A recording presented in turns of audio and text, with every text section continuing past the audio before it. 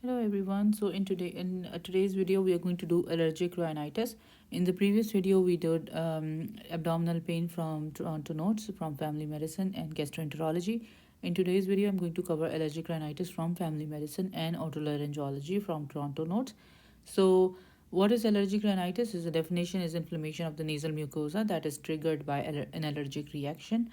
Classification, it could be seasonal or perennial. Seasonal is symptoms during a specific time of the year. Common allergens like tree, grass, weed, pollens, airborne molds. Perennial is symptoms throughout the year with variation in severity. So the one that lasts entire year is perennial, and that one that comes with the season is seasonal. So for perennial, common allergens are dust mites, animal danders, and molds.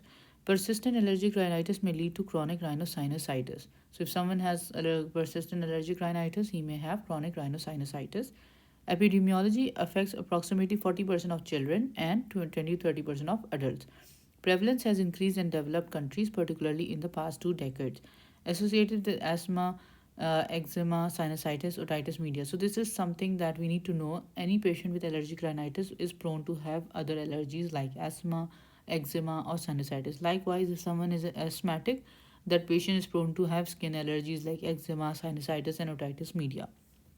Etiology: increased IgE levels to certain allergens, excessive degranulation of mast cell, release of inflammatory mediators like histamine and cytokines, local inflammatory reaction.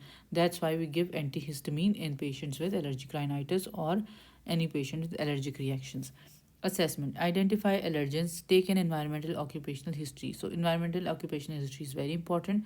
Why? Because we need to check if the patient is working in situations like where he is having exposure to dust mites or silica or anything like that. That would give us more history about his health condition. Ask about related conditions like atopic dermatitis, asthma, sinusitis, and family histories. So these are some of the important questions in history like atopic dermatitis, asthma, sinusitis, and family history. How would you manage this case? You would manage this case by minimizing exposure to allergens, advising patient to wear masks, wear gloves, or whatever he is allergic to. Most important aspect of management, often sufficient, may take months. So the most important aspect of management is avoiding the allergen. Maintain hygiene, saline nasal rinse. So saline nasal rinse is the first line that comes with the name Omnaris. We usually give Norsaline or Omnaris as a prescription.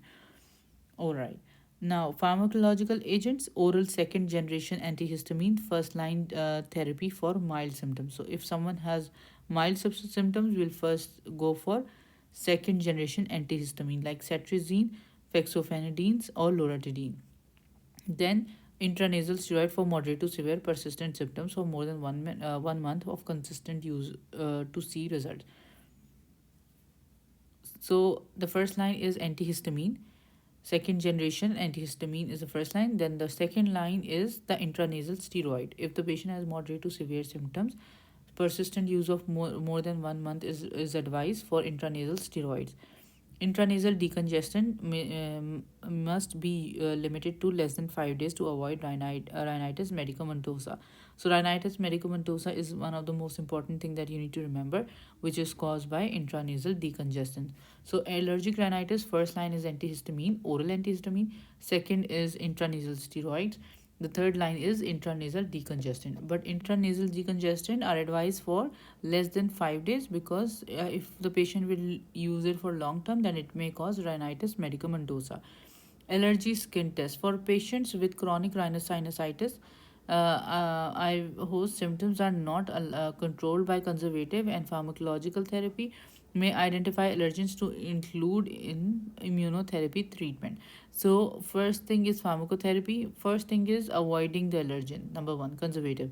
Number two is oral antihistamines, intranasal steroids, or intranasal decongestant. Third line is allergy skin test. So if the patient, let's say, having chronic rhinosinusitis, his symptoms are not controlled by conservative and pharmacological, these two failed, then we will go for allergen test. Let's say you are in a walk-in clinic and the patient comes in, let's say 26-year-old female comes in for allergy symptoms like runny nose, congestion, facial pressure, all those things. You're thinking about allergic rhinitis and she's allergic to, let's say, pollen or dust particles. What are you going to do? First of all, you'll tell her to avoid those things. Wear mask, sanitize your hand, wash your hands frequently, close your windows and all those things. Avoiding going out and excessively. So all those things, and then you will, if let's say she says I've done all those things and it's not helping, then you'll give her prescription for antihistamine. That doesn't help, you'll give her a prescription for intranasal steroid. If that's not helping, you will give prescription for intranasal decongestant for less than 5 days. All of those things are not helping, now you will advise her to visit an allergy specialist for allergy skin test. May identify allergens to include in immunotherapy treatment. Immunotherapy allergy shots, reserved for severe cases unresponsive to pharmacological agents, consist of periodic, usually weekly subcutaneous injection of custom prepared solutions of one or more antigens to which the patient is allergic. So now this is the last resort, but this is very commonly practiced in clinics. We do avoid, ask patient for conservative therapy, we do pharmacological therapy, then we do allergy testing, and the last one is when they visit the specialist, the specialist will create immunotherapy treatment, and that immunotherapy treatment is given once weekly injection in the skin, and that solution is basically an antigen to the specific allergen that the patient is allergic to. So that's how it is planned, right? So this is completed from family medicine. Now I'm going to read the boxes on the right side. So differential diagnosis for allergic rhinitis are acute viral infection, vasomotor rhinitis, deviated septum, nasal polyp, acute sinusitis, and drug-induced rhinitis. So the unique ones are drug-induced, and deviated septum is one of those common ones, and vasomotor rhinitis. So sinusitis, rhinitis, nasal polyps, drug-induced rhinitis are few of the differentials for allergic rhinitis. What is rhinitis medicamentosa, which is caused by rebound nasal congestions occur with prolonged use more than 5 to 7 days of vasoconstrictive intranasal medication like nasal decongestants. Patient may become dependent, requiring more frequent dosage to achieve the same decongestant effect. So this is a condition where the patient would have nasal congestion with a prolonged use of intranasal decongestant. That is called as rhinitis medicamentosa. Now, if you see allergic rhinitis on family medicine chapter, you see otolaryngology, OT 24. So now, any topic that you're covering from family medicine, you have to cover that topic from, let's say, this is the part that they're telling you to go and read. So that means once you finish from there, then only allergic rhinitis would be finished. This is incomplete, okay? If you're just covering this and thinking that allergic rhinitis is finished, no, it's not. You have to cover it from auto 24. So let's go to OT 24, and then we will be finishing allergic rhinitis today. So we are in OT 34. I'll scroll back and let's see where we get into OT 24. Yeah, here it is. So now if you cover this part of allergic rhinitis, then only your rhinitis is finished, okay? So let's cover definition says rhinitis characterized by an IgE mediated hypersensitivity to foreign allergens, acute and seasonal or chronic and perennial allergic rhinitis often caused with recurrent colds, confused with recurrent colds. Etiology: IgE antibody mediated hypersensitivity reactions of respiratory mucosa upon exposure to allergen. Concentration of allergen in an ambient air correlates with the rhinitis symptoms. Epidemiology: age at onset usually less than 20. So allergic rhinitis usually occurs in young people. Personal or family history of atopic diseases.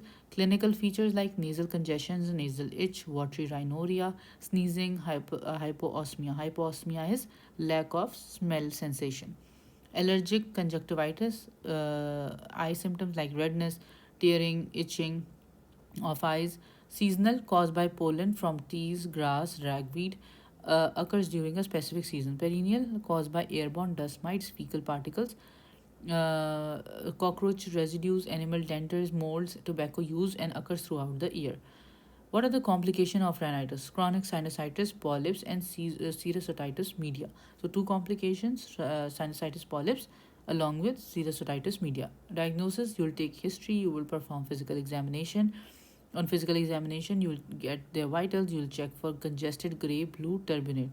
So on nasal inspection, you will check for grey blue turbinates. Nasal tip transverse crease, and reversible obstruction with topic decongestant. And then allergy testing. So you will take history examination, and in the end you will do allergy testing. Treatment is allergen identification avoidance. So first thing was conservative management, where we were advising the patient to avoid it. Second thing is nasal saline irrigation. We will advise the patient to go for Amneris nasal spray or nasal irrigation. Third thing is oral antihistamine. That is desloratadine, fexofenadine, loratadine, cetirizine. So you can just have an idea of like any medication with dene or zine, like cetirizine or loratadine, fexofenadine, are antihistamines. And now after that, intranasal steroid mainstay of the treatment, and then combination of intranasal steroid with antihistamine spray, or you can go for leukotrienes receptor antagonist. Allergen immunotherapy is the last resort, and other therapies like decongestant. They did not mention decongestant above. Why? Because of the risk of rhinitis medicamentosa. And then the last resort, if nothing is helping, then you can give the patient oral steroid or some eye drops for eye symptoms like redness, tearing, right? So this is a good treatment plan. Learn the treatment from this area, not from the family medicine, because this one is more clear in a way that they're stepwise, like allergy avoidance, then nasal saline irrigation, then oral antihistamine, then intranasal steroid, then steroid and antihistamine spray combination, and then leukotriene receptor antagonist, and then last one is allergen immunotherapy. And the last one that is least recommended is decongestant, because of the risk of rhinitis medicamentosa, and the oral steroid is a last resort as well. So on the right side it says congestion reduces nasal airflow and allows the nose to repair itself, that is washes away the irritants. Treatment should focus on the initial insult rather than target this defense mechanism.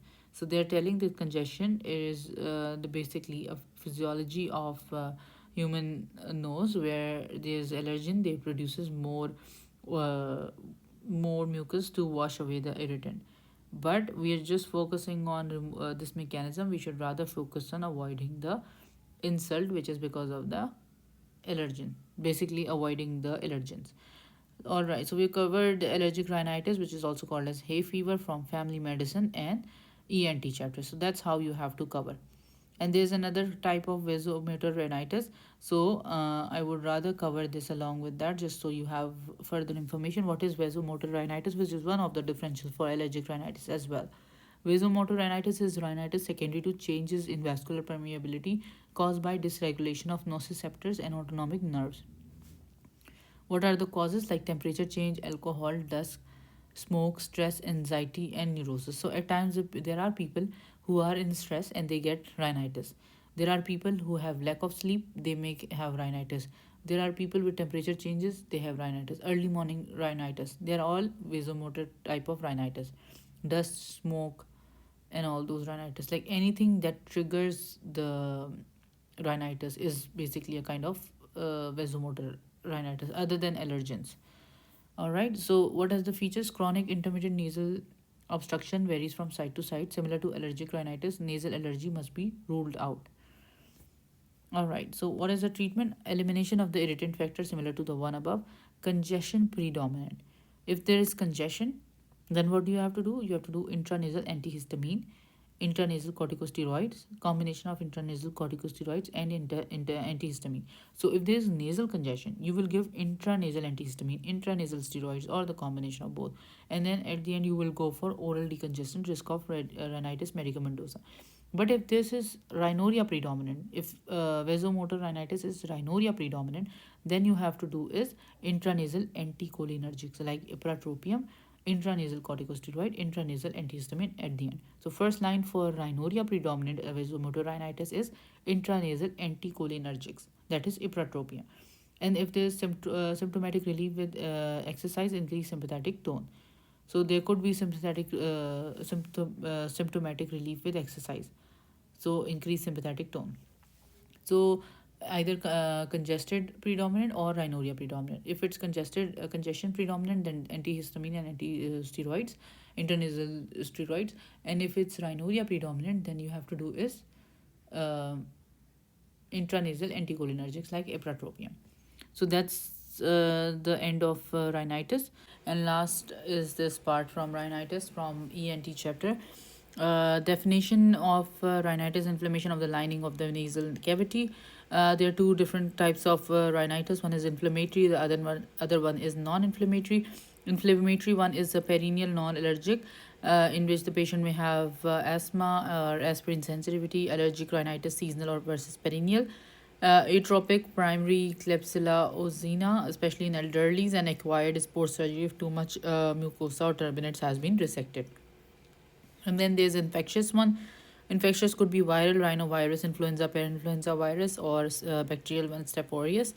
Fungal, granulomatous TB, tuberculosis, syphilis, leprosy. Non-infectious one could be sarcoidosis or polyarthritis one. And then irritants like dust, chemical pollutions, and non-inflammatory ones are rhinitis medicamentosa and topical decongestant use, hormonal like pregnancy, estrogen, thyroid, or idiopathic vasomotor rhinitis. So pregnancy, estrogen, and thyroid could also cause non-inflammatory rhinitis. Otherwise, rest of them are all inflammatory rhinitis. Nasal discharge character and associated conditions like watery mucoid is allergic with viral vasomotor, CSF leak, halo signs. In the CSF leak, there's halo signs, so that's characteristic for CSF leak. So if there's a watery mucoid discharge from the nose, that could be allergic, viral, or vasomotor, or CSF leak. If it's mucopurulent, then it could be bacterial or foreign body. Then if it's a serosanguine, then this is neoplasia, and if it's bloody, then it could be trauma, neoplasia, bleeding disorder, hypertension, vascular diseases. So depending on the color of the nasal discharge, we can know clinically that what kind of problem it is. If it's a watery discharge, a few days history of fever, body aches, then it is viral. Or allergic if patient is sneezing and has watery nasal discharge. It's if it could be related to vasomotor as well, like if patient has, let's say, is waking up in the morning having runny nose, that could be vasomotor. It related to stress, it could be vasomotor. And then CSF leak, halo sign would be there, mucopurulent bacterial or foreign body. Serosanguine is neoplasia, and bloody is trauma, neoplasia, or bleeding disorder, or hypertension, or vascular disorder. On the right side, again, we know rhinitis medicamentosa is rebound congestion due to overuse of intranasal vasoconstrictors. Limit use to no more than 3 to 5 days. Treat with nasal saline irrigation intranasal. So they have repeatedly talked about rhinitis medicamentosa, and I could remember that there was one of the objective with rhinitis medicamentosa. So you need to have an idea about this is caused by nasal decongestant, and nasal decongestant is advised to be used less than 5 days or treat with nasal irrigation or intranasal steroids. So treatment for rhinitis medicamentosa is nasal normal saline irrigation and intranasal steroid.